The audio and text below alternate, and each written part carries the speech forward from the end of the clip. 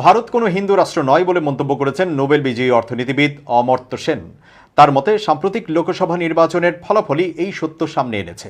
এছাড়া বিজেপি সরকারের বিরুদ্ধে বিরোধীদের বিনা বিচারে বন্দী রাখার যে অভিযোগ উঠেছে তা নিয়েও অসন্তোষ জানিয়েছেন তিনি।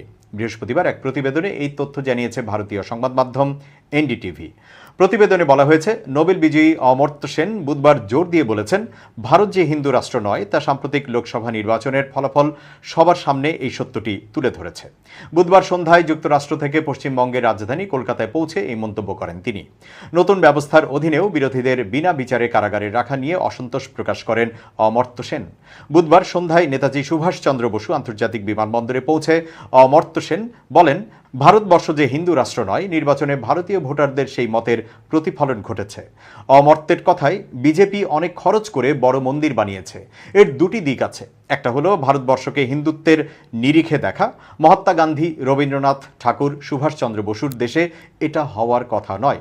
ভারতে ধনী গরিবের বৈষম্য বাড়ার কথা উল্লেখ করেও বিজেপি সরকারের সমালোচনা করেন অমর্ত্য। তিনি বলেন, ধনীদের উপর বেশি নির্ভরশীলতা এবং দারিদ্রদের অবহেলা করার এই রীতি বহু দিন ধরেই এই সরকারে চলছে। যে মন্ত্রিসভা গঠন করা হয়েছে তা আগের মন্ত্রিসভার মতোই। মন্ত্রীরা সব একই, একটু রদবদল হলেও রাজনৈতিকভাবে যারা শক্তিশালী ছিলেন তারা এখনও শক্তিশালী রয়ে গেছেন। অমর্ত্য সেন বিজেপি সরকারের আমলে বিনা বিচারে বিরোধীদের জেলে রাখারও অভিযোগ তুলেছেন। ভারতের বিশিষ্ট এই অর্থনীতিবিদ বলেন, রাজনৈতিকভাবে মুক্তমনা হওয়া দরকার, বিশেষ করে যখন ভারত একটি ধর্মনিরপেক্ষ দেশ এবং এই দেশে একটি ধর্মনিরপেক্ষ সংবিধান রয়েছে। ৯০ বছর বয়সী অমর্ত্য সেন বলেন, আমি মনে করি ভারতকে হিন্দু রাষ্ট্রে পরিণত করার ধারণাটি সমীচীন নয়।